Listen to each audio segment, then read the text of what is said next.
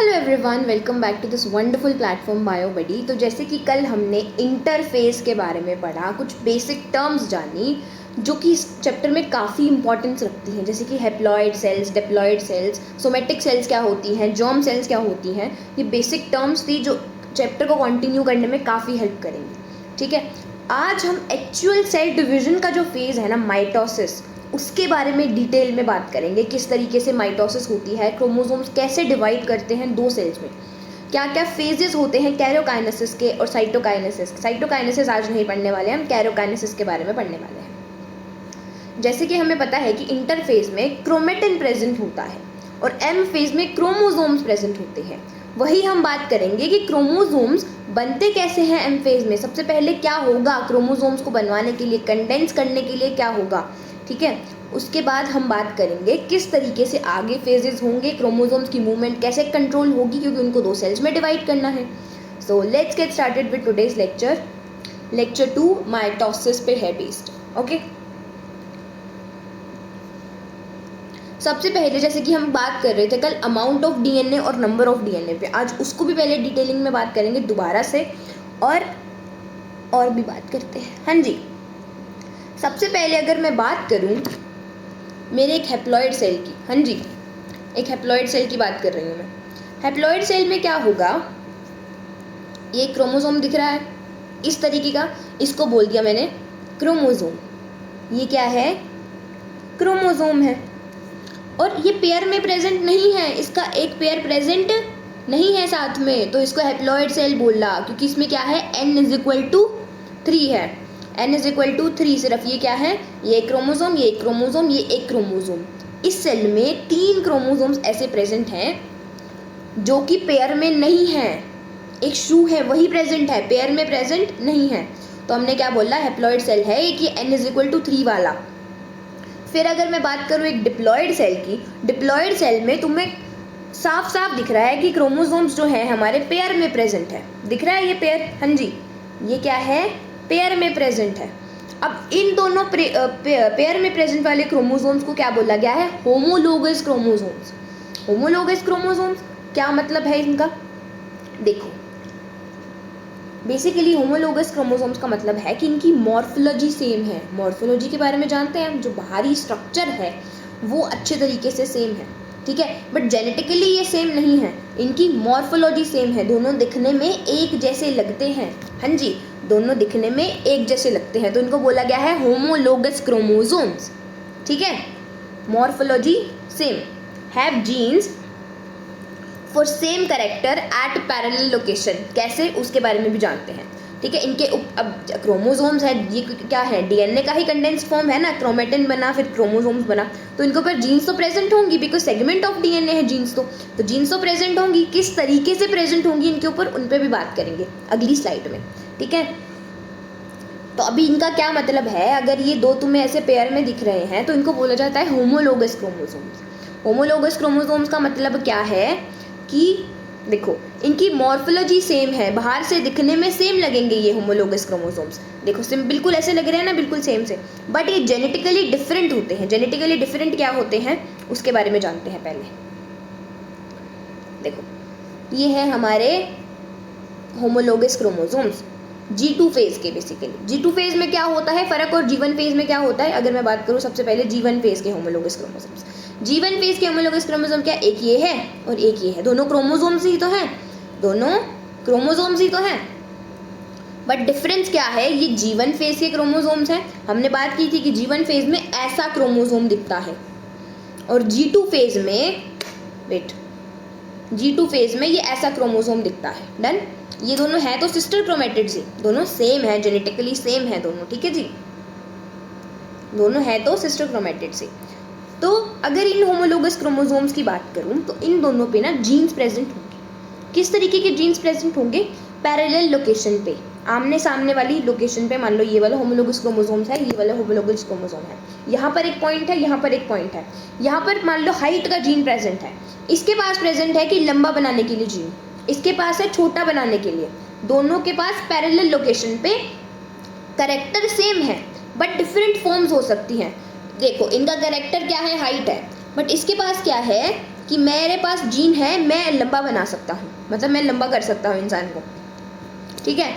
और इसके पास है कि मैं शॉर्ट कर सकता हूँ, हाइट को मैं कम रख सकता हूँ, ठीक है। तो करेक्टर दोनों का सेम है, हाइट करेक्टर है, बट डिफरेंट डिफरेंट फॉर्म्स है कि ये तो लंबा बनाने के लिए है, ये छोटा बनाने के लिए है, ठीक है। तो दोनों का करेक्टर सेम है होमोलोगस क्रोमोसोम्स पे, ठीक है। तो होमोलोगस क्रोमोसोम्स का क्या मतलब है कि पैरेलल लोकेशन पे जीन्स प्रेजेंट है, जीन का करेक्टर सेम है दोनों का, बट उनकी फॉर्म्स डिफरेंट हो सकती हैं, तो उसको बोला गया है होमोलोगस क्रोमोसोम। तो ये एक क्रोमोसोम है G1 फेज का, ये दूसरा क्रोमोसोम है G1 फेज का, डन। फिर अगर G2 फेज में बात करूं, G2 फेज में हम इसको क्रोमोसोम बोलते हैं, क्यों बोलते हैं भाई, रेप्लिकेट होकर एक और बनता है, अमाउंट ऑफ डीएनए डबल नहीं होता, तो अमाउंट ऑफ डीएनए तो एक उसके पास एक अलग से आ जाती है सिस्टर क्रोमेटिड, तो उसको क्रोमोसोम बोल देते हैं, क्योंकि नंबर सेम रखना है, नंबर सेम रहता है। अगर 2n = 6 है G1 में, तो ऐसे क्रोमोसोम्स तुम्हें 6 दिखेंगे, हाँ जी। बट अगर 2n = 6 है G2 फेज में, तो तुम्हें ऐसे क्रोमोसोम्स दिखेंगे 6, ठीक है, 6 ऐसे क्रोमोसोम्स दिखेंगे, देन। तो G2 फेज का ये होमोलोगस क्रोमोसोम, दोनों होमोलोगस क्रोमोसोम्स हैं। अब इनकी सिस्टर क्रोमेटिड्स तो बिल्कुल ही जेनेटिकली सिमिलर हैं। इसके ऊपर भी क्या है, मान लो ये टॉल का और ड्वार्फ का है, तो इसके ऊपर भी टॉल प्रेजेंट है, इसके ऊपर भी टॉल प्रेजेंट है, दोनों बिल्कुल सेम है। इनके ऊपर मान लो कोई और करेक्टर है, आई कलर हो गया, ये आई कलर है, ये भी आई कलर ब्लैक है, ये भी आई कलर ब्लैक है, ठीक है, इस तरीके से। तो ये जीन्स ही हैं, हाँ जी, ये जीन्स का ही प्रेजेंट है। तो ये दोनों पे सेम सिस्टर क्रोमेटिड्स क्या है, जिनके ऊपर जीन्स भी सेम होते हैं। होमोलोगस क्रोमोसोम्स क्या है, करेक्टर सेम है बट फॉर्म्स डिफरेंट होती हैं। अब इसके ऊपर मान लो अगर ये पैरेलल लोकेशन पे हैं दोनों और ये होमोलोगस क्रोमोसोम्स हैं, तो इसके ऊपर अगर टॉल का था तो इसके पास कौन सा होगा, शॉर्ट का, ठीक है। इसके पास कौन सा जीन होगा, शॉर्ट का होगा, ऐसे होता है, डन। और यहाँ पर अगर ब्लैक आई कलर था तो मान लो इसके पास ब्राउन का होगा, स्मॉल भी होगा इसके पास, ठीक है, ऐसे होता है। इस तरीके से क्या बोला गया है, जो सिस्टर क्रोमेटिड्स है, तो ये दो होती हैं, ये सिस्टर क्रोमेटिड्स होती है ना भैया, दो ये सिस्टर क्रोमेटिड्स होती हैं। सिस्टर क्रोमेटिड्स पर सेम तरीके की जीन प्रेजेंट होती है, करेक्टर सेम और बिल्कुल परफेक्ट सेम, लाइक ये टॉल है तो ये भी टॉल है, ये शॉर्ट है तो ये भी शॉर्ट है। बट होमोलोगस क्रोमोसोम्स में क्या होता है, करेक्टर तो सेम है बट फॉर्म्स डिफरेंट हो सकती है। यहाँ पर कौन सा है, टॉल के लिए प्रेजेंट है, यहाँ पर शॉर्ट के लिए, और दोनों पैरेलली प्रेजेंट है एक दूसरे के, ठीक है। तो ये होते हैं G2 फेज के होमोलोगस क्रोमोसोम्स। बोला गया है genes same on sister chromatids, so they are genetically similar. Simple सी बात है, अगर दोनों पे सेम जीन्स प्रेजेंट है तो वो जेनेटिकली सिमिलर है, बिल्कुल, डन, ओके। तो अभी हम वहाँ उस पेज पे बात कर रहे थे इनके बारे में कि ये होमोलोगस क्रोमोसोम्स होते हैं, have genes for the same character at parallel location. कैसे, अगर इसके ऊपर हमारे पास यहाँ जो ये होमोलोगस क्रोमोसोम है, यहाँ पर A प्रेजेंट है टॉल के लिए, तो यहाँ पर स्मॉल a प्रेजेंट होगा शॉर्ट के लिए, डन। इस तरीके से काम करेंगी चीज़ें। मान लो यहाँ पर कोई और प्रेजेंट है, यहाँ पर कुछ कोई और करेक्टर हो गया, लाइक स्किन कलर का करेक्टर हो गया, यहाँ प्रेजेंट है, मान लो, अरे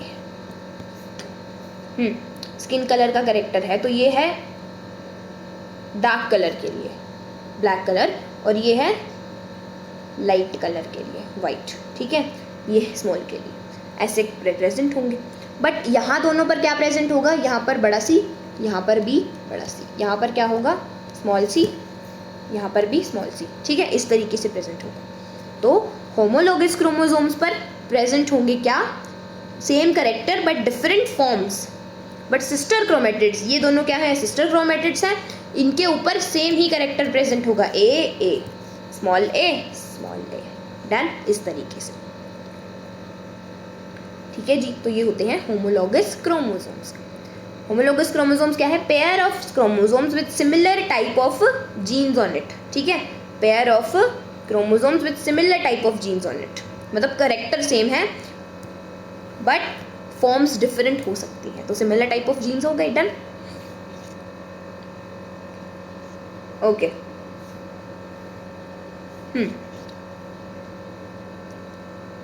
अब हम बात करते हैं वो प्लॉइडी की, जैसे कि 2C, और हमने बारे में पढ़ा था 2C 2N ये क्या है, क्या किस फेज़ में कौन सा दिखता है, उसके बारे में बात करते हैं। ठीक है, तो जैसे कि मेरा G1 फेज़ चल रहा है, तो G1 फेज़ चल रहा है तो उसके अंदर हमें ये क्रोमोज़ोम है। G1 फेज़ है तो इसके अंदर ये वाला क्रोमोज़ोम है। G2 फेज़ है तो मैं इसको क्रोमोज़ोम बोलूँगी क्योंकि रेप्लिकेशन होकर एक और कॉपी आ गई है। ठीक है, तो इसीलिए मैं इसको क्रोमोज़ोम बोलूँगी। ठीक है, तो G1 फेज़ में मान लो ये 6 क्रोमोज़ोम्स प्रेजेंट थे, ये 6 क्रोमोज़ोम्स प्रेजेंट थे, ये वाले। ठीक है, G1 फेज़ में ये 6 क्रोमोज़ोम्स प्रेजेंट थे और अमाउंट क्या थी, 2C अमाउंट थी और 2N था नंबर क्या था, 2N था G1 फेज़ में। 2N = 6 है। ठीक है, अमाउंट क्या है, ये N कॉपी, ये N = 3 हो गया, तो ये एक और कॉपी प्रेजेंट है, 2N = 6 हो गया। फिर S फेज़ में क्या हुआ, S फेज़ में हुई सिंथेसिस से क्या हुआ, ये वाला जो क्रोमोज़ोम था एक और कॉपी आ गई इसकी। नंबर नहीं बढ़ा, अमाउंट बढ़ी है, नंबर नहीं बढ़ा, अमाउंट बढ़ी है। 4C हो गया अमाउंट, 4C हो गया। फिर यहाँ पर क्या हुआ, 2N ही रहा, 2N ही रहा, नंबर नहीं बढ़ा क्योंकि ये था तो इसके ऊपर एक और कॉपी आई है। ठीक है, ऐसा नहीं हुआ कि नंबर बढ़ गया है। डन। फिर उसके बाद G2 फेज़ में हमने देखा कि हम क्रोमोज़ोम्स को, इसको क्रोमोज़ोम बोल रहे हैं, जो A1 है इसको क्रोमोज़ोम बोल रहे हैं, तो ये क्या हुआ, N = 3 ये हुआ अब। डन। तो ये जो ये वाला सेट है इसको बोला N = 3, तो 2N = 6 ही रहा, बट अमाउंट क्या हो गई, 4C हो गई। क्यों, ये एक था, इसके साथ एक और आ गई। ठीक है, एक और सिस्टर क्रोमेटिड्स बन गई हैं अभी। ठीक है, तो ये 4C अमाउंट हो गई है। तो इस तरीके से कि जो हमारा नंबर है वो चेंज नहीं होता है फेजेस में, बट क्या चेंज होता है, अमाउंट ऑफ DNA चेंज हो जाता है, अमाउंट ऑफ DNA चेंज हो जाता है। फिर ये एक 4C वाला सेल था, यहाँ पर 2 में टूट गया, वो मतलब 2 में डिवाइड हो गया, 2 में डिवाइड हो गया, तो ये 2C और 2C और दोनों का क्या हुआ, 2N और 2N। हम माइटोसिस की बात कर रहे हैं यहाँ पर। माइटोसिस एक ऐसा प्रोसेस है, माइटोसिस में क्या होता है कि अगर 2N का सेल है, 2N सेल है तो मुझे 2N के 2 सेल्स बनाने हैं, तो मैं माइटोसिस का प्रोसेस करूँगी। अगर N है तो मुझे 2N सेल्स बनाने हैं, 2N सेल्स बनाने हैं, तो मैं माइटोसिस ही करूँगी। ठीक है, माइटोसिस करूँगी। अगर मुझे N से 2N सेल्स बनाने हैं, हैप्लॉइड सेल से 2 हैप्लॉइड सेल्स बनाने हैं, तो मैं माइटोसिस कर दूँगी।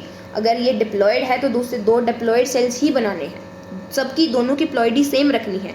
जो हमारा जो पेरेंट सेल है उसकी प्लॉइडी 2N है, तो डॉटर सेल्स में अगर मुझे प्लॉइडी 2N ही चाहिए, सेम प्लॉइडी चाहिए, तो मैं क्या करूँगी, माइटोसिस का डिवीजन, जिसको बोला जाता है इक्वेशनल डिवीजन, मतलब दोनों में सेम रहेगा, दोनों में नंबर 2N से 2N में 2 कॉपीज जाएंगी, 2N की। ठीक है, ऐसे रहेगा।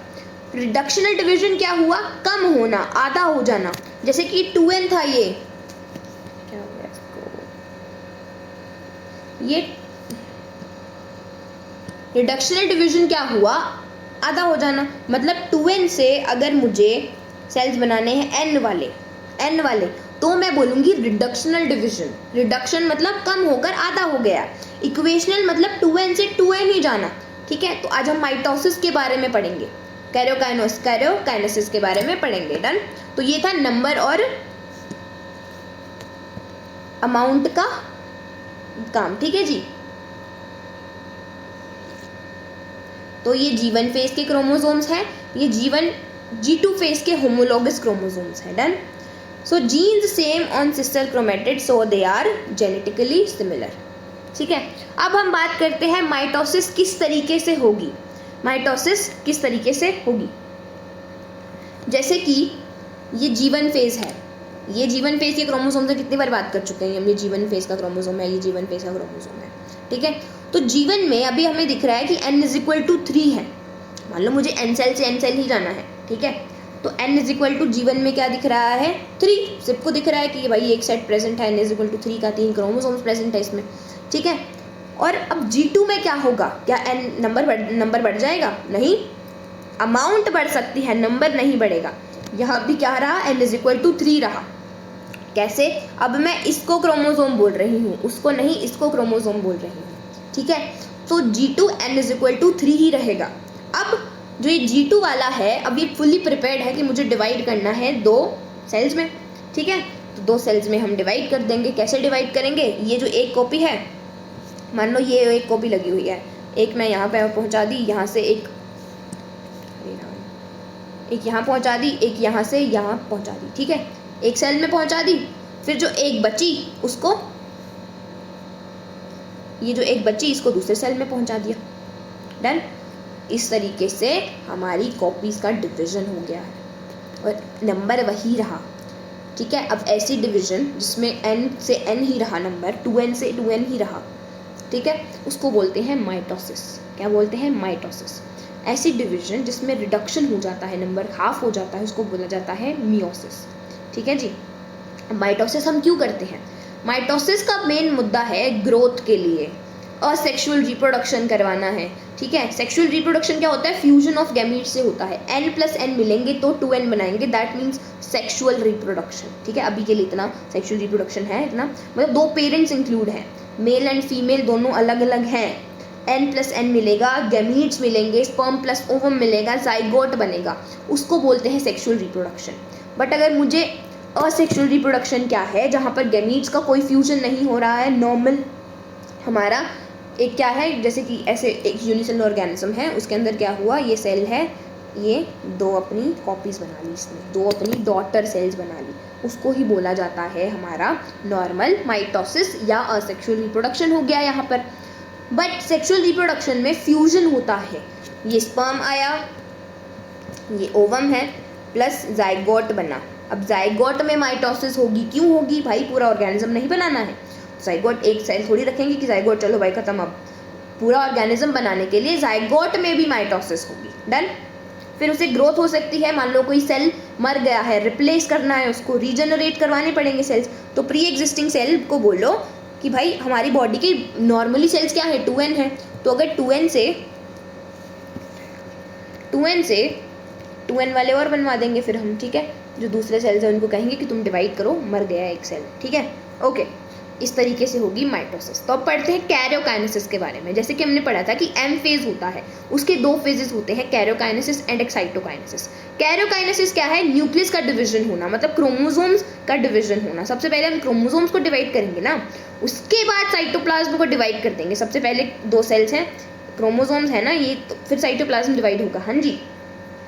तो सबसे पहले न्यूक्लियस का डिवीजन जानते हैं। कैरियन मतलब न्यूक्लियस एंड काइनेसिस मतलब डिवीजन। तो कैरियोकाइनेसिस के बारे में जानते हैं सबसे पहले। हाँ जी। तो एम फेज माइटोसिस, हाँ जी,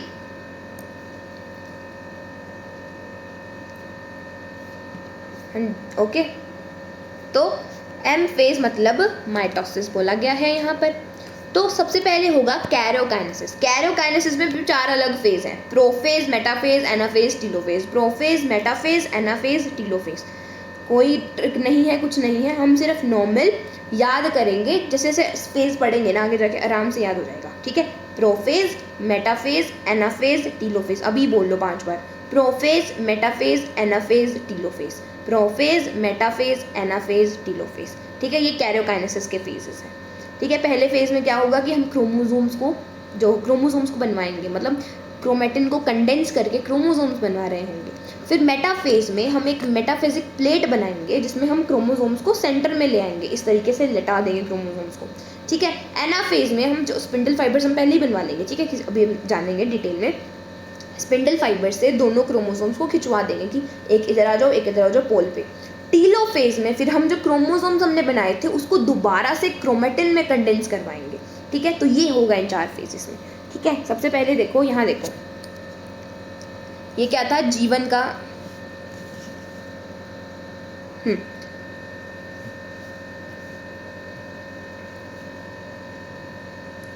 हाँ, तो ये जीवन का था। जीवन का सेल क्या था? जिसमें क्रोमेटिन विजिबल है, यहाँ पर क्रोमेटिन दिख रहा है तुम्हें, ठीक है। फिर G2 में भी क्रोमेटिन ही विजिबल है। देखो, हमने जो अमाउंट और नंबर की बात की थी ना, वो हमने क्या माना था कि एक हाइपोथेटिकल, उसके बारे में एक बार बात कर लेते हैं। Where is that page? हाँ, बेसिकली जो ये अमाउंट और नंबर की बात की है ना हमने, यहाँ पर क्रोमोसोम्स विजिबल नहीं है, यहाँ पर क्रोमोसोम्स विजिबल नहीं है। यहाँ पर बेसिकली हम एक हाइपोथेटिकल सिचुएशन लेके चल रहे हैं कि मान लो अगर यहाँ क्रोमोसोम्स दिखते, एक इमेजिनरी सिचुएशन है कि अगर यहाँ क्रोमोसोम्स दिख रहे होते तो क्या होता, तो किस तरीके से दिखते और कैसे कैसे डिवीजन होता। तो हम यहाँ पर थोड़ा इजी बनाने के लिए स्टडीज़ को, तो इसीलिए हमने क्रोमोसोम्स की हेल्प ली इसको स्टडी करने के लिए, नंबर और अमाउंट को, ठीक है। क्योंकि क्रोमेटिन से हम कैसे पढ़ते कि नंबर कैसे पढ़ते हैं हम क्रोमेटिन से। यहाँ पर हम पढ़ रहे हैं कि अगर ये एन का सेट है, क्रोमेटिन इज लाइक उलझा हुआ फॉर्म, मतलब क्रोमोसोम्स से तो कम ही कंडेंस, मतलब कंडेंस्ड है ना, ठीक है जी। तो इसीलिए हमने क्रोमोसोम्स की हेल्प ली इसमें एक इमेजिनरी मानकर कि अगर ऐसे दिखेंगे क्रोमोसोम्स तो इस तरीके से दिख रहे होंगे, ठीक है। तो एक इमेजिनरी सिचुएशन मानी है, इस G1, S और G2 में क्रोमेटिन ही दिखता है, ठीक है। इतना याद रखेंगे सब। अब क्या है, G1 में अभी क्रोमेटिन दिख रहा है, S फेज हुआ यहाँ पर क्या हुआ, S फेज हुआ। S फेज के बाद कौन सा आया, G2, मतलब S फेज में क्या हुआ, ये दोनों डुप्लीकेट हो गए, रेप्लिकेशन हो गई DNA की, ठीक है। जो जीनोम था उसकी रेप्लिकेशन हो गई। अब फिर G2 के बाद क्या आएगा, कैरियोकाइनेसिस। दो यहाँ पर तुम्हें दिख रहे हैं भाई साहब, ये न्यूक्लियस, हाँ जी, दोनों न्यूक्लियस का डिवीजन हो गया है। अब क्या होगा, साइटोप्लाज्म का भी डिवीजन करना है, तो ये सेल डिवाइड हो जाएगी, ठीक है। अब ये कैसे होगा, कैरियोकाइनेसिस, साइटोकाइनेसिस, आज कैरियोकाइनेसिस के बारे में डिटेल में पढ़ेंगे, हाँ जी। सबसे पहला फेज प्रोफेज, हाँ जी, प्रोफेज, ठीक है।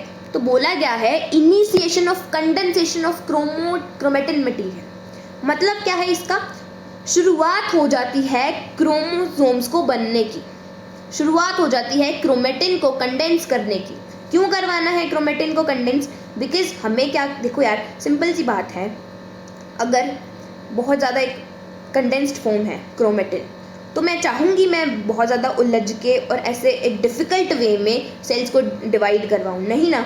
तो मैं क्या करूँगी, क्रोमोसोम्स एक इजीली विजिबल वे कि भाई इजीली मेरे को दिख रहे हैं, ऐसे विजिबल हो रहे हैं ढंग से। क्रोमेटिन थोड़ी अनकंडेंस्ड फॉर्म है ना, क्रोमेटिन थोड़ी उलझी हुई ज़्यादा है, उससे भी ज़्यादा कंडेंस क्या है, क्रोमोसोम्स है, ठीक है, एक अच्छे से विजिबल हो रहे हैं। तो मैं क्रोमोसोम्स में चाहूँगी कि क्रोमोसोम्स में आराम से डिविजन करवा दूँगी, ठीक है। तो इसीलिए मैं क्रोमोसोम्स बनवाऊंगी। तो सबसे पहले प्रोफेज का काम ही ये है, सबसे पहला कि मैं इनिशिएट करवा देता हूँ, मैं बनाना शुरू करवा देता हूँ क्रोमोसोम्स दिखने हल्के हल्के शुरू हो जाएंगे, ठीक है। इससे अगले फेज में बिल्कुल परफेक्टली दिखने शुरू हो जाएंगे, बट फर्स्ट फेज है अभी ये, तो फर्स्ट फेज में हमें थोड़े थोड़े क्रोमोसोम्स दिखने शुरू हो जाएंगे। मान लो ये क्रोमेटिन था, तो इससे इस तरीके से हल्के हल्के क्रोमोसोम्स दिखने शुरू हो जाएंगे, ठीक है। तो बोला गया है initiation of condensation of chromatin material, ठीक है। फिर chromosome starts to get visible, centromere moves to opposite centrosomes moves to opposite poles. कैसे भाई, जो हमने सेंट्रोसोम पढ़े पिछले चैप्टर में, सेंट्रोसोम क्या करते थे, एस्टर फॉर्मेशन से स्पिंडल फाइबर की फॉर्मेशन, ठीक है। तो मान लो सेंट्रोसोम्स जो है मूव टू ऑपोजिट पोल, क्यों होंगे मूव्स टू ऑपोजिट पोल, देखो ये अगर मान लो ये मेरे पास एक सेल है, तो अगर यहाँ पर ये हो गए हमारे सेंट्रोसोम यहाँ पर मान लो मैंने अरे यार रुको, कहीं खाली जगह ढूंढ के समझते हैं इन चीज़ों को।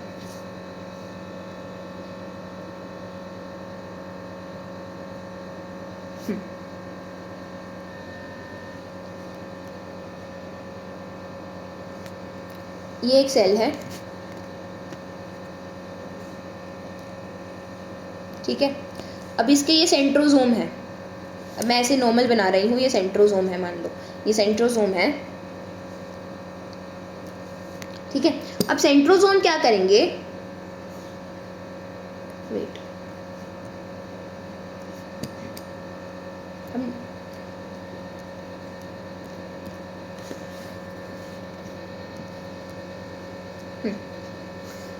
अब ये क्या है, सेंट्रोसोम बना रही हूँ मैं। सेंट्रोसोम कैसे बनते हैं, दो सेंट्रियोल की हेल्प से।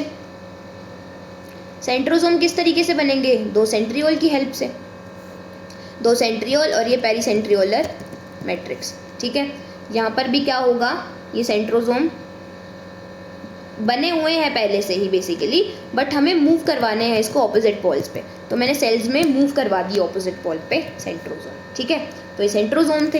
अब इसमें क्या होगा, माइक्रोट्यूब्यूल्स की फॉर्मेशन होगी, जिसको बोला गया है एस्टर, क्या बोलते हैं, एस्टर। हाँ जी, एस्टर की फॉर्मेशन होगी, हमने जाना था उस चैप्टर में। इसमें एस्टर की फॉर्मेशन होगी इस तरीके से, ठीक है, इसमें एस्टर की फॉर्मेशन हो जाएगी।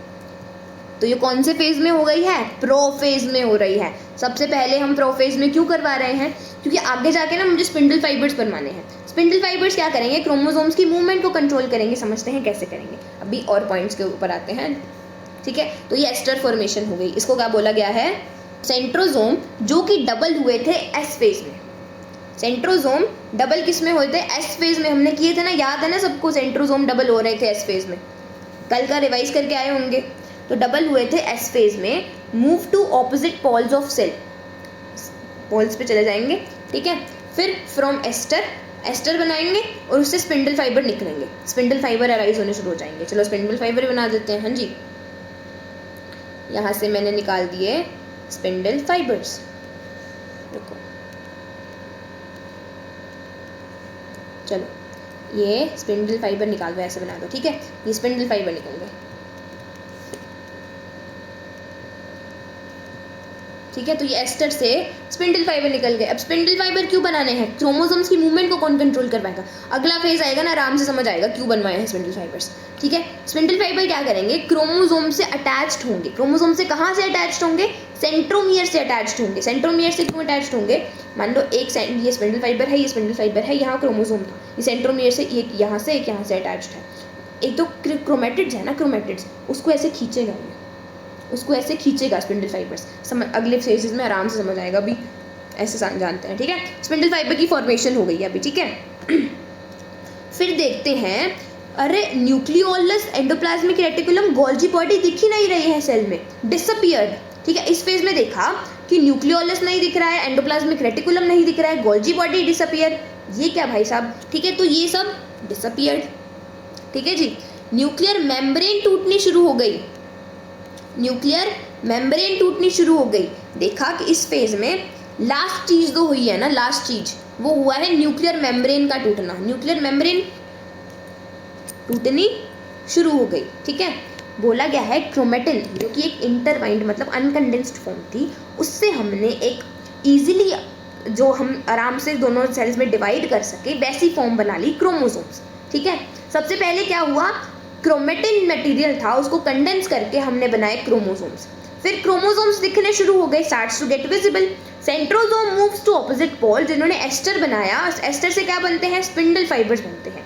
इसको क्या बोलते हैं, याद है सबको, स्पिंडल अपैरेटस। दो एस्टर्स प्लस स्पिंडल फाइबर्स, उसको क्या बोला गया है, स्पिंडल अपैरेटस, ठीक है। एस्टर किसको बोला गया है, माइक्रोट्यूब्यूल्स जो हैं उसके साथ सेंट्रोसोम को, सेंट्रोसोम प्लस माइक्रोट्यूब्यूल्स, उसको बोला गया है एस्टर, ठीक है। सेंट्रोसोम से जो माइक्रोट्यूब्यूल्स निकलते हैं ना, उन दोनों को मिलाकर बोला गया है एस्टर फॉर्मेशन। फिर उस एस्टर से बनते हैं हमारे पास स्पिंडल फाइबर्स, डन। अब nucleolus, endoplasmic reticulum, Golgi body हमें नहीं दिख रही है सेल में अभी, ठीक है, अभी नहीं दिख रही है सेल में। न्यूक्लियर मेम्ब्रेन का टूटना, न्यूक्लियर मेम्ब्रेन का टूटना शुरू हो जाता है, अभी टूटी नहीं है परफेक्टली, बट टूटना शुरू हो जाता है। इस डायग्राम में देखो, शुरू के प्रोफेज में क्या हो रहा है, ये रहा हमारा न्यूक्लियर मेम्ब्रेन भी है। अर्ली प्रोफेज में तुम्हें न्यूक्लियर मेम्ब्रेन दिख रही है, विद पोर्स दिख रहे हैं तुम्हें, पोर्स, ठीक है। और अभी हमारे पास क्रोमेटिन ही है। शुरू में जब मैं प्रोफेज देख रही हूँ, शुरू में जो न्यूक्लियस देख रही हूँ, उसमें हमें क्रोमेटिन विजिबल है आराम से। बट लास्ट में जब मैंने देखा प्रोफेज खत्म होने वाला है जब, तब मैंने देखा कि न्यूक्लियर मेम्ब्रेन टूटनी शुरू हो गई है, ये न्यूक्लियर मेम्ब्रेन टूटनी शुरू हो गई है, और एक कंडेंस्ड फॉर्म क्रोमोसोम्स दिखने शुरू हो गए हैं। देखो ये धागे जैसे स्ट्रक्चर था, इसको बोलते हैं क्रोमेटिन, ठीक है। इसको बोला जो कंडेंस्ड फॉर्म है हमें दिखनी शुरू हो गई है, जिसको बोला गया है क्रोमोसोम्स, ठीक है। तो प्रोफेज के लास्ट में हमें क्रोमोसोम्स दिखने शुरू हो जाते हैं, okay. Initiation of condensation of chromatin material, chromosome starts to get visible, centrosomes moves to opposite poles, centrosome double in S phase moves to opposite poles, double कहाँ हुए थे centrosome, हमारे S phase में, moves to opposite pole of cell, form ester, spindle fibers arise, done. Nucleolus, endoplasmic reticulum, Golgi body disappear, जो भी organelles थी हमें दिखनी बंद हो गई। न्यूक्लियर मेम्ब्रेन डिसइंटीग्रेटेड मतलब टूटनी शुरू हो गई, डिसइंटीग्रेटेड का मतलब टूटनी शुरू हो गई। क्रोमेटिन जो इंटरवाइंड थे वो अनटेंगलिंग और कंडेंस्ड फॉर्म बन गई क्रोमोसोम्स। ठीक है, तो ये था प्रोफेज का। हाँ जी, ये था प्रोफेज का। इसको पूरे को बोला गया है एस्टर वेट। हाँ जी, इसको पूरे को एस्टर बोला गया है। ठीक है, इसको पूरे को एस्टर बोला गया है। ओके,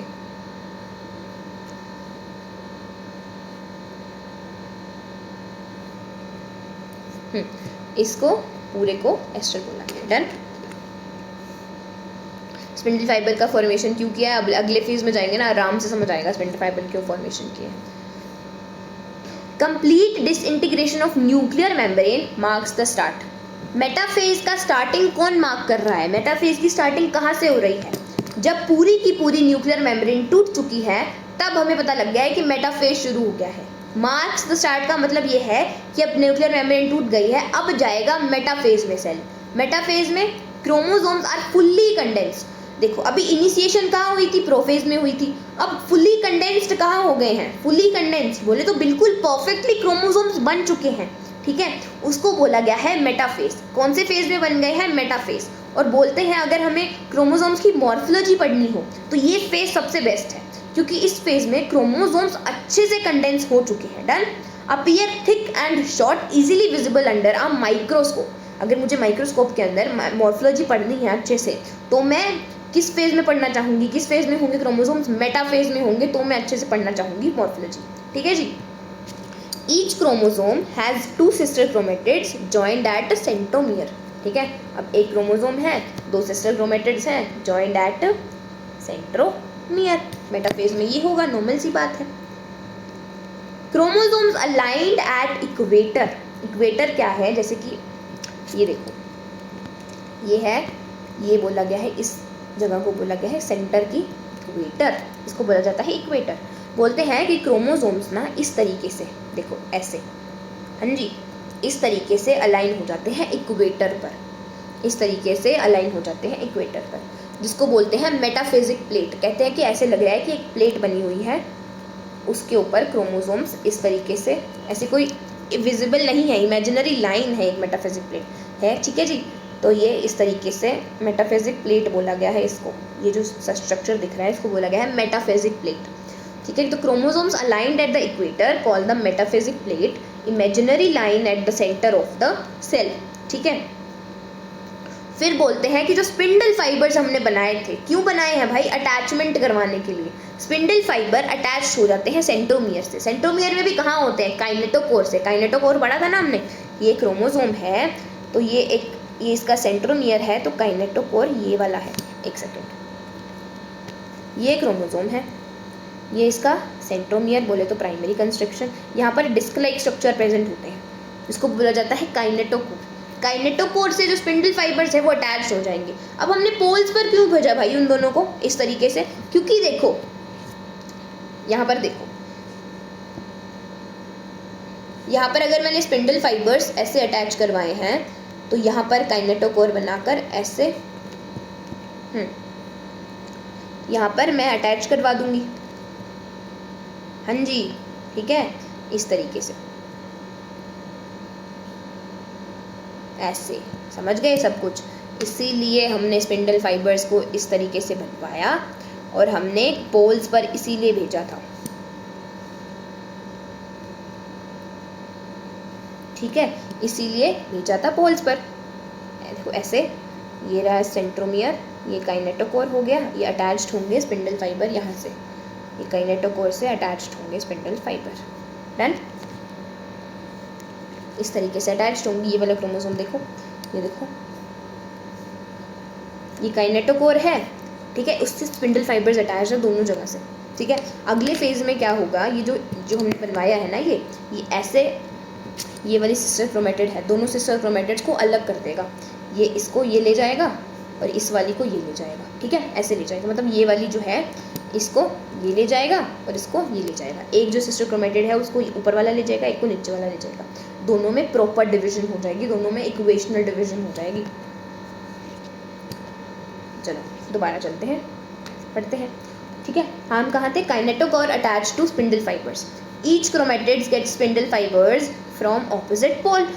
एक क्रोमेटिड जो होगी दोनों पर, जो काइनेटोकोर की मदद से, एक सिस्टर क्रोमेटिड है इस तरीके से, यहाँ पर एक स्पिंडल फाइबर अटैच होगा, यहाँ पर एक स्पिंडल फाइबर अटैच होगा वाया काइनेटोकोर, वाया काइनेटोकोर, ठीक है। तो morphology of chromosomes is easily studied, क्योंकि क्रोमोसोम्स फुल्ली कंडेंस्ड होते हैं इस पीरियड में, इस फेज में, ठीक है। इसको बोला गया है मेटाफेज। मेटाफेज क्या होता है, मेटाफेज में हमारे क्रोमोसोम्स एक ऐसी प्लेट पर लग जाते हैं, कि इमेजिनरी प्लेट पर लग जाते हैं, उनको बोला जाता है मेटाफेजिक प्लेट। फिर मेटाफेजिक प्लेट से स्पिंडल फाइबर्स अटैच हो जाते हैं दोनों सिस्टर क्रोमेटिड से, जिसको बोला गया है काइनेटोकोर, ठीक है। कैसे मेटाफेज का पता लगता है कि मेटाफेज शुरू हो गया है, complete disintegration of nuclear envelope, कि अब न्यूक्लियर एनवेलप पूरी की पूरी टूट चुकी है, अब होगा मेटाफेज स्टार्ट, ठीक है। तो क्रोमोसोम्स फुल्ली कंडेंस दिखते हैं इस फेज में, स्पिंडल फाइबर्स अटैच हो जाते हैं क्रोमोसोम से, क्रोमोसोम्स लग जाते हैं इक्वेटर पर, जिसको बोला गया है मेटाफेजिक प्लेट, ठीक है। Morphology of chromosomes is most easily studied in this phase. ये था मेटाफेज। अब कुछ इमेज देख लेते हैं इसकी और अच्छे से जानते हैं। ये हमारे क्रोमोसोम्स थे, क्या बात है, ये क्रोमोसोम्स। अब देखो, ठीक है, तो इसको ये खींच रहा है कौन, हमारा स्पिंडल फाइबर, हाँ जी, ये कौन खींच रहा है, स्पिंडल फाइबर खींच रहा है इस तरीके से, ठीक है। तो इसको बोला गया है मेटाफेजिक प्लेट, मेटाफेजिक प्लेट बोला गया है इसको, ठीक है जी, ओके।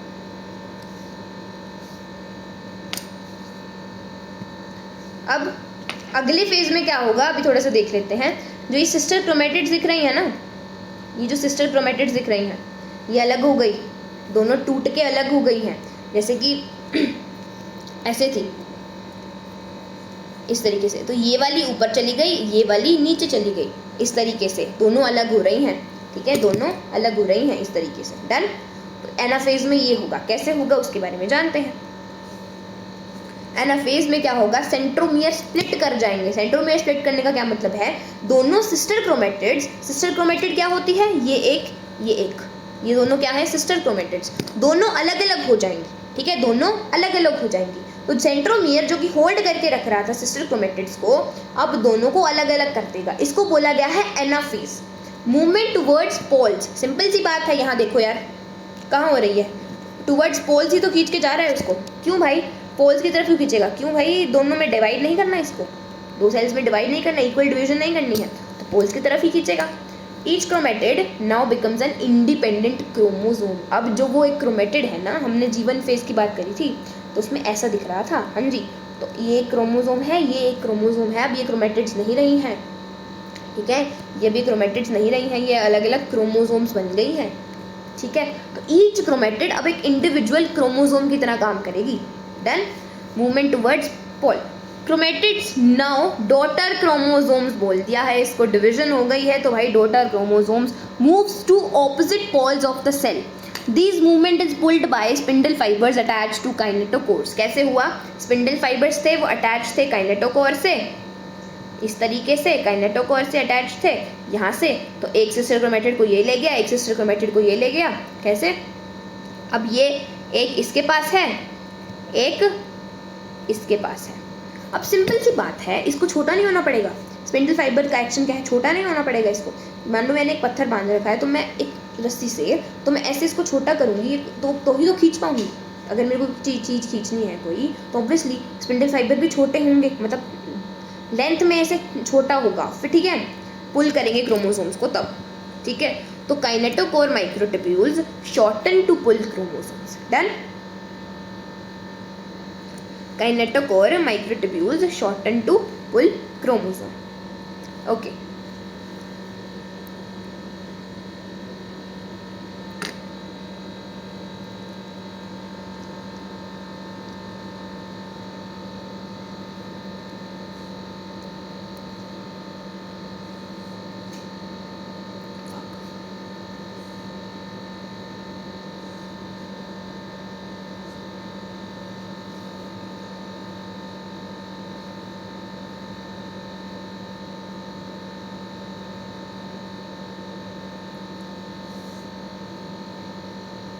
ठीक है, तो ये था एनाफेज के बारे में। ये किसके बारे में था? एनाफेज के बारे में। डन। अब हम पढ़ते हैं कुछ और चीज़। देखो यार, हमने पढ़ा था क्रोमोसोम्स के बारे में। क्रोमोसोम्स किस तरीके से, क्या पोजीशन है सेंट्रोमियर की, उसके बेसिस पर हमने पढ़ा था क्रोमोसोम्स को। ठीक है,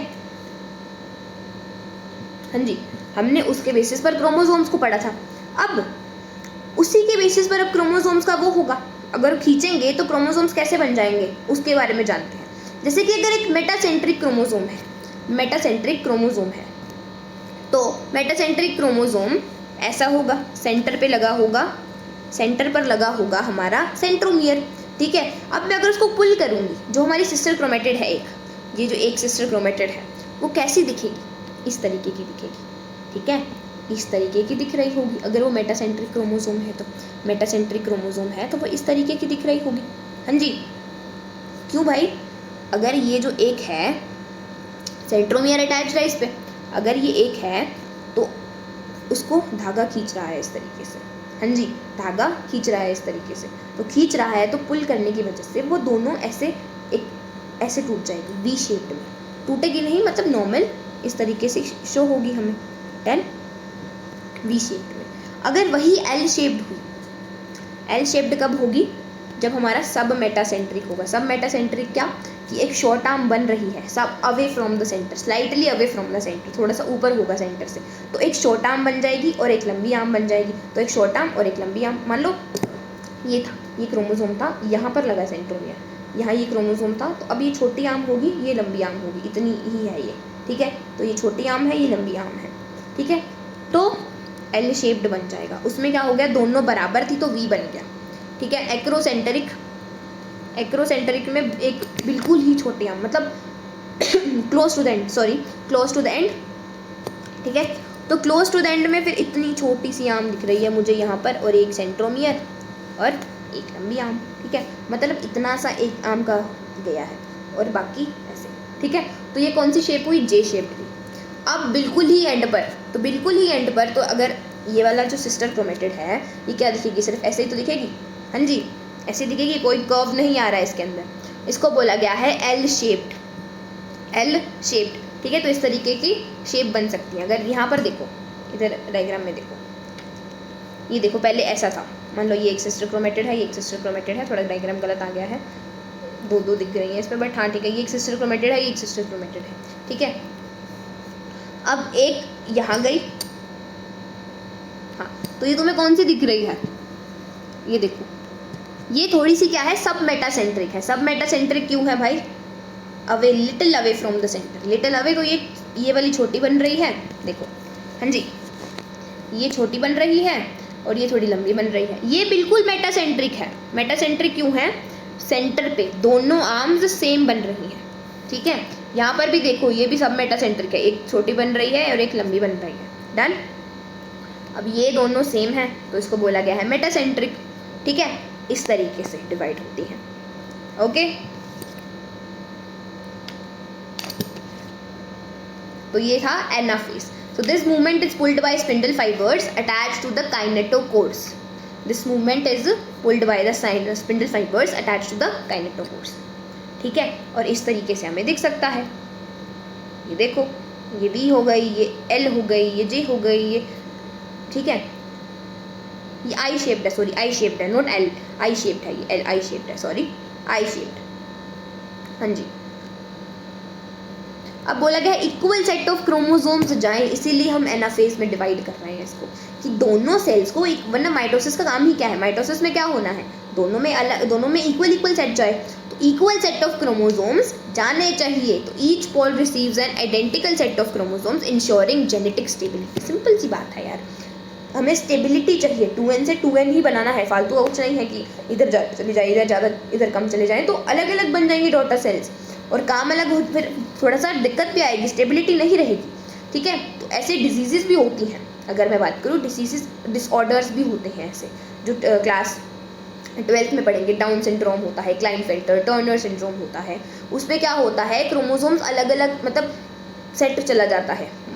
जैसे कि दो डिवाइड कर रहे हैं सेल्स, तो एक में ज़्यादा चले गए, एक में कम चले गए, इससे डिसऑर्डर्स हो जाते हैं। ठीक है, okay, Each pole receives an identical set of chromosomes, ensuring genetic stability.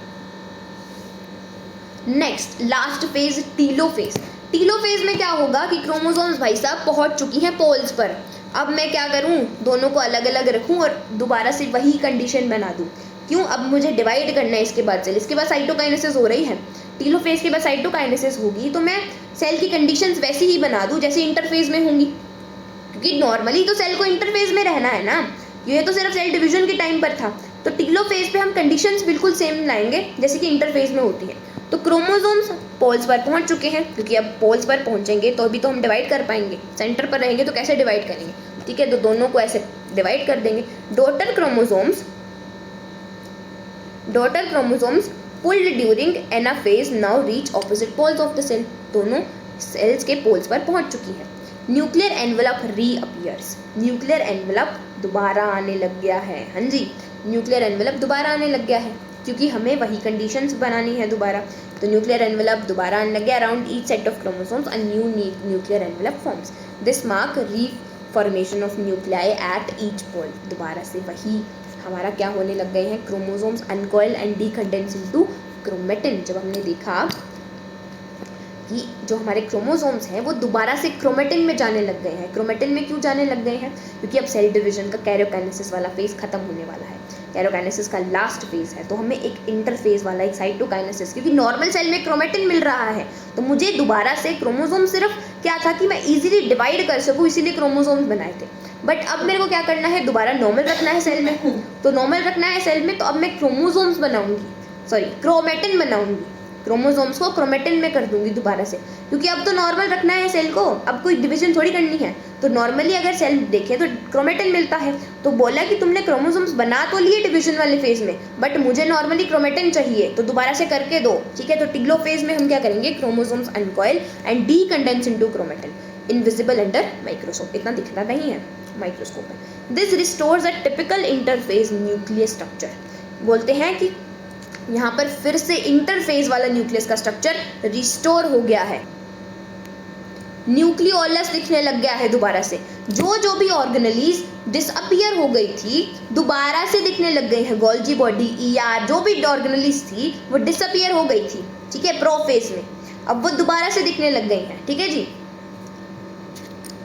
The nucleolus disappear during prophase becomes visible again, ठीक है। तो ये था टीलोफेज का। टीलोफेज इज लाइक कि तुम्हें दोबारा से वही सेटअप बनाना है सेल का, क्योंकि उसके बाद हमें डिवाइड करना है सेल को, और नॉर्मली हमें सेल को क्रोमेटिन देना है, नॉर्मली इंटरफेज जैसा सेल रखना है, तो इंटरफेज वाला रखना है न्यूक्लियस, तो हमें दोबारा से वैसा रखना पड़ेगा। तो हम क्या करेंगे, सबसे पहले क्रोमोसोम्स को क्रोमेटिन में करवाएंगे, ठीक है, क्रोमोसोम्स को अनकंडेंस करेंगे, ठीक है, उसको बोलते हैं क्रोमेटिन।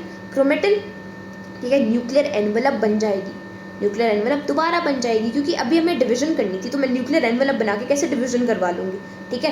तो न्यूक्लियर एनवेलप अब दोबारा बनेगी, ठीक है। This restores the typical interphase nuclear structure. अब न्यूक्लियोलस जो डिसअपियर हो गया था प्रोफेज के टाइम पर, वो दोबारा रीअपियर हो जाएगा। डन, ये था टीलोफेज में। तो ये कैरियोकाइनेसिस थी। अभी रुको, हाँ जी। स्पिंडल फाइबर्स डिसअपियर, क्यों चाहिए स्पिंडल फाइबर्स फालतू में, अब क्यों चाहिए स्पिंडल फाइबर्स? स्पिंडल फाइबर्स क्या थी, क्रोमोसोम्स को इधर खींचने के लिए थे ना, तो वो तो अब नहीं खींचना है, क्रोमोसोम्स दोबारा से क्रोमेटिन में कंडेंस हो गए, spindle fibres disappears. So all spindle fibres break down and vanish. Two daughter nuclei form, दो डॉटर न्यूक्लियाई बन गए। अभी साइटोकाइनेसिस नहीं हुई है, साइटोकाइनेसिस लाइक साइटोप्लाज्म का डिवीजन नहीं हुआ है, दो डॉटर न्यूक्लियाई बन गए। The cell has two distinct nuclei each with identical chromosomes. अगर इसके अंदर n=3 है तो इसके अंदर n=3 ही जाएगा, अमाउंट भी सेम है दोनों का, ठीक है जी। तो the cell has two distinct nuclei each with identical chromosomes. अब यहाँ पर देखो, टीलोफेज में दिख रहा है तुम्हें कैसा सेल, ये जो हमने क्रोमोसोम्स थे ये अनकंडेंस होकर बन गए हैं क्रोमेटिन, ठीक है, ये टीलोफेज का था। इंटरफेज भी बिल्कुल सेम दिख रहा है, ये एस्टर तो तुम्हें दिख रहे हैं, ठीक है, नॉर्मल पड़े हैं। स्पिंडल फाइबर्स डिसअपियर हुए हैं, ये एस्टर दिख रहे हैं इंटरफेज में भी, और ये क्या है तुम्हारा क्रोमेटिन, ठीक है। तो इंटरफेज और टीलोफेज थोड़ा सेम लग रहा है, ठीक है जी। तो इसीलिए हमें अब बात करते हैं colchicine. Colchicine is like inhibits microtubule polymerisation. ये एक ऐसा केमिकल है जो माइक्रोट्यूब्यूल को बनने नहीं देता। माइक्रोट्यूब्यूल की polymerization, basically microtubule polymerization is like tubulin protein है ना, वो ट्यूबुलिन प्रोटीन से बनता है microtubule, alpha tubulin, beta tubulin. Polymerization क्या है? पॉलीमर्स बनना, मतलब अल्फा ट्यूबुलिन और बीटा ट्यूबुलिन से मिलकर बन रहा है जो ट्यूब्यूल है हमारा माइक्रोट्यूब्यूल, तो वो नहीं बनने देगा, ठीक है, अल्फा ट्यूबुलिन और बीटा ट्यूबुलिन से मिलकर, ठीक है। तो अगर माइक्रोट्यूब्यूल्स ही नहीं बनेंगे तो सेंट्रोसोम भी नहीं बनेगा, सेंट्रोसोम नहीं बनेंगे तो एस्टर नहीं बनेगा, एस्टर नहीं बनेगा तो स्पिंडल फाइबर्स नहीं बनेंगे, तो स्पिंडल फाइबर नहीं बनेंगे, prevents formation of spindle fibre. अब स्पिंडल फाइबर नहीं बनेंगे तो आगे जाके एनाफेज में हम कैसे तोड़ेंगे सेल्स को, ठीक है। तो हमारा जो सेल है, अगर स्पिंडल फाइबर्स होंगे तभी हम खींच सकते हैं क्रोमोसोम्स को, स्पिंडल फाइबर नहीं होंगे तो हमारी जो सेल है वो मेटाफेज में ही अरेस्ट हो जाएगा। मेटाफेज में अरेस्ट होने का क्या मतलब है? मेटाफेज में क्या होता है? मेटाफेजिक प्लेट पे लगना, तो मेटाफेजिक प्लेट पे तो लग गया, मेटाफेजिक प्लेट पे लग गया, उसके बाद अब स्पिंडल फाइबर्स नहीं है तो एनाफेज में कैसे खींचूं मैं क्रोमोसोम्स को, दोनों को डिवाइड करने के लिए? तो अब क्या होगा, ये ऐसा केमिकल है जो हमारे सेल को डिवाइड ही नहीं करने देगा, मेटाफेज पे ही अरेस्ट कर देगा, ठीक है। तो during metaphase chromosomes aligned at the equator and wait for spindle fibres to pull them apart during anaphase, since colchicine blocks spindle fibre formation and chromosomes get stuck at metaphase, जिसको arrested होना भी बोलते हैं। Done. तो ये था हमारा karyokinesis. अब इसको थोड़ा रिवाइज करते हैं अच्छे से। और सबसे पहले क्या था? प्रोफेज। प्रोफेज में क्या करना है? हमें जो क्रोमेटिन है उसको कंडेंस करवाना है क्रोमोसोम्स में, क्योंकि इजीली डिवाइड कर सकूं मैं सेल को।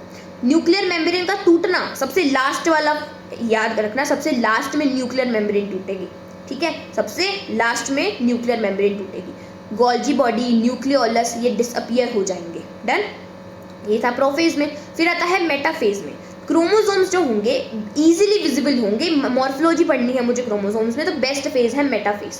क्रोमोसोम्स इजीली विजिबल होकर मेटाफेजिक प्लेट पर लग जाएंगे, सबसे ज़्यादा हाईली कंडेंस मेटाफेज में दिख रहे हैं क्रोमोसोम्स, मेटाफेजिक प्लेट पे इक्वेटर पर लग जाएंगे, एक इमेजिनरी लाइन है मेटाफेजिक प्लेट, ठीक है। फिर जो हमने प्रोफेज में एस्टर बनाया था, स्पिंडल फाइबर्स बनाए थे प्रोफेज में, ठीक है, उससे जो हमारे स्पिंडल फाइबर्स हैं अटैच हो जाएंगे, ठीक है। अब उसके बाद एनाफेज में आ जाएंगे। जब हम एनाफेज में क्या होगा, वो स्पिंडल फाइबर्स सिस्टर क्रोमेटिड्स हैं उनको खींचेंगी, जो स्पिंडल फाइबर्स हैं सिस्टर क्रोमेटिड्स को खींचेंगी। मान लो ये दो क्रोमोसोम्स थे तो ये उधर चली जाएगी, ये इधर चली जाएगी, ठीक है। ऑपोजिट पोल्स पे थे हमारे जो सेंट्रोसोम से स्पिंडल फाइबर्स बनाए थे हमने, ठीक है। तो एक सिस्टर क्रोमेटिड इधर, एक सिस्टर क्रोमेटिड इधर चली जाएगी, ठीक है। एनाफेज में ये हुआ।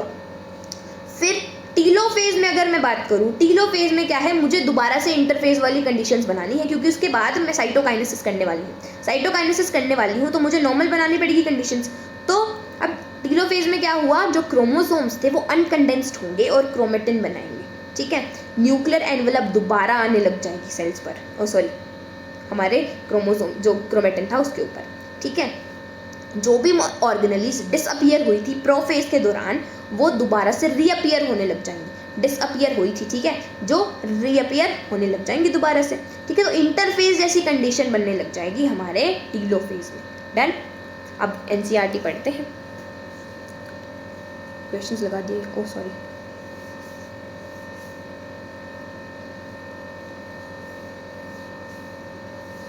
चलो पहले क्वेश्चन सॉल्व कर लेते हैं।